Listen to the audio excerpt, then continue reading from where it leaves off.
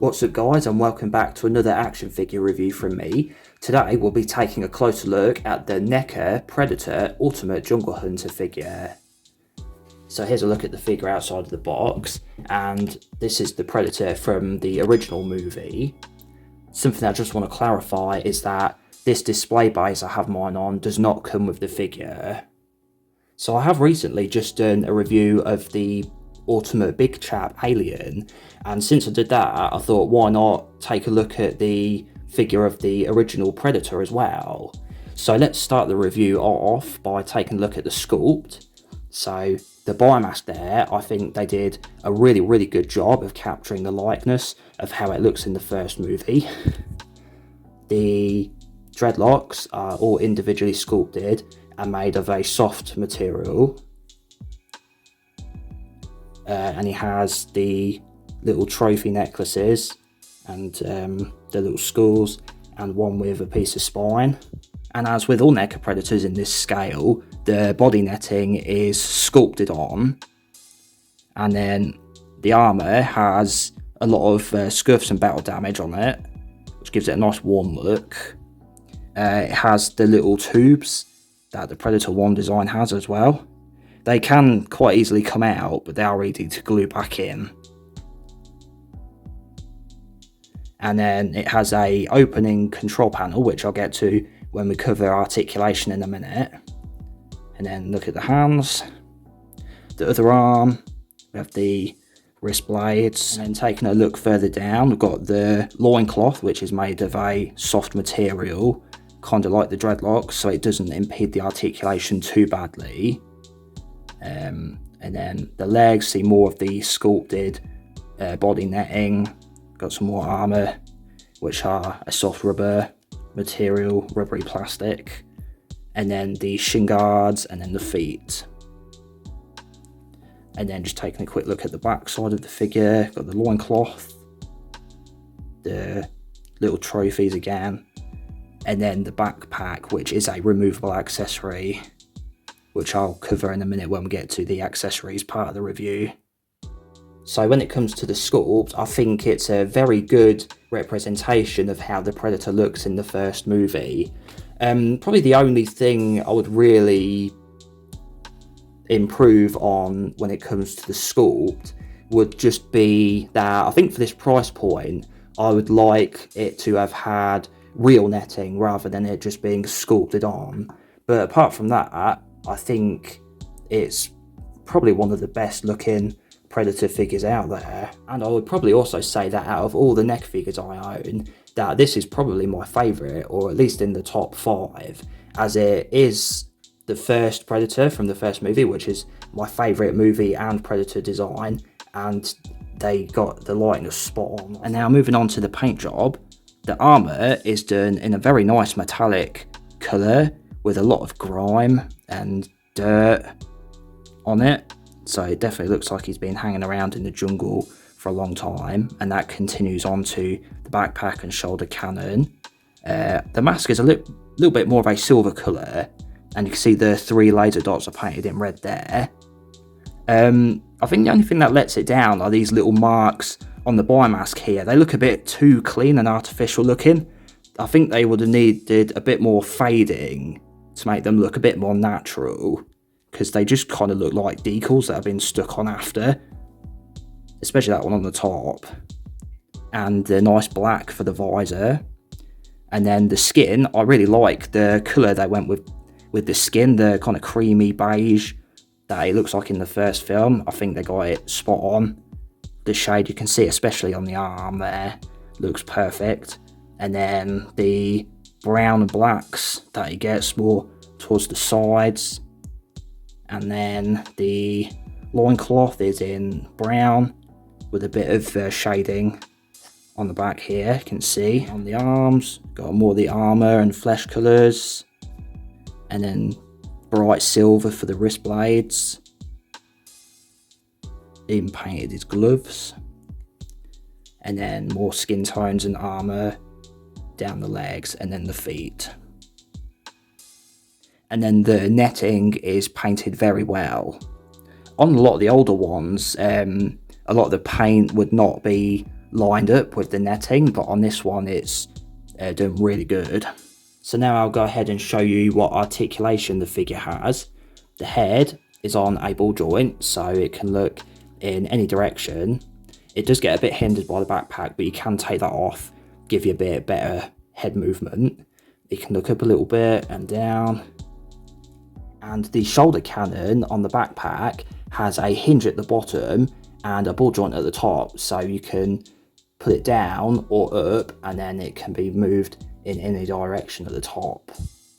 The shoulders can go out about that far and forwards and back.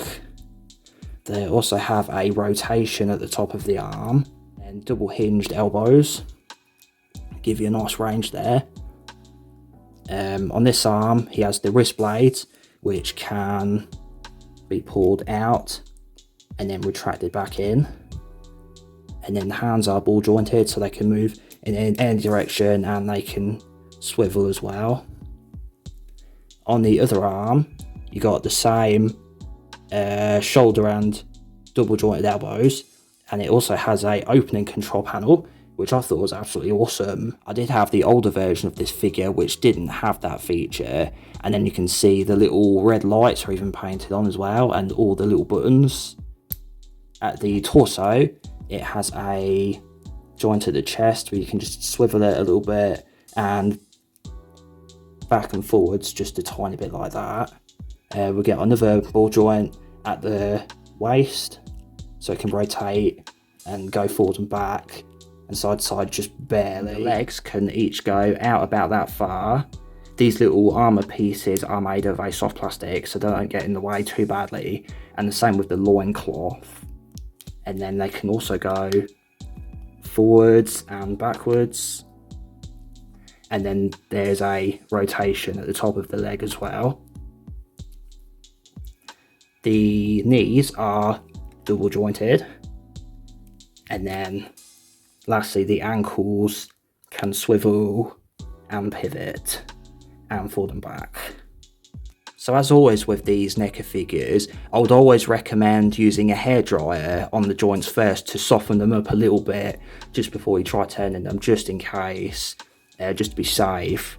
And then once you've done that, just hold the hairdryer on for about 5 or 10 seconds. You don't have to do it that long, and then just very slowly grab it towards the base of the joint and just wiggle it back and forth like that until it starts to free up. And he does stand on his own pretty well, but I definitely would recommend that if you wanted to get him into maybe more of a crouching pose or something a bit more dynamic, then I'll definitely recommend getting one of the figure stands like this one, which are sold separately. And the figure does come included with a fair amount of accessories. First, we have an unmasked head sculpt with a very nice paint job to it, and the eyes are very sunken in, you can just see them there in the back, and then the mouth is in the closed position, so it looks just like he does as he has just taken his mask off in the film. We have a biomask, very nice paint work. And inside there's no detailing on the inside, but on some of the others they have sculpted some detail on the inside, but not on this one. And if you were wondering, the mask does not go onto the unmasked head. The point of this is just to be used as a prop for the figure to hold onto, so you can pose him like he's just taken his mask off like in the movie, or you can just put it down on the ground next to him when you have him displayed. We have a pair of extra hands. You get a closed fist right hand and a gripping left hand. We also have a trophy skull on its own, and another trophy skull with a spine attached to it. I think it would make more sense for this to have been the bloody version, as in the first movie we do see him rip the spine and skull out and they're covered in blood, but we get the clean version included with this figure. I think the City Hunter figure has the bloody skull and spine with that figure. And then we have the backpack and plasma caster, which you saw already on the figure. Just thought I'd take it off just to demonstrate that it is a removable accessory. and you can see the two little pegs, how it attaches onto the figure with. And lastly, a blast effect piece for the plasma caster, so that just inserts into the barrel. And here's a look at the Predator with all the accessories swapped out. And here he is removing the mask like he does in the movie as he's about to fight Dutch. And to show you the box that the figure comes in, on the front we have a red picture of the Predator's mask. I believe this is taken from the quarter scale NECA figure that they also have released. And then we have Predator Jungle Hunter. On the side we've got the Predator logo. Same with the other side. Got the NECA logo. And the back got a bio of the character. And then some pictures just to show you what it looks like and how you can pose it, and the accessories included. And it has an opening front panel which is held on with Velcro.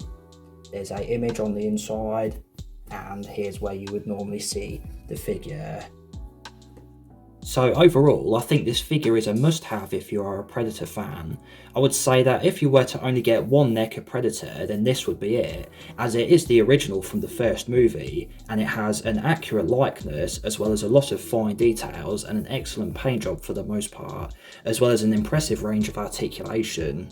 There are, however, a few details I think they could improve on, which would be those bits of battle damage on the biomask, and I would have liked to have seen real netting rather than it being sculpted on.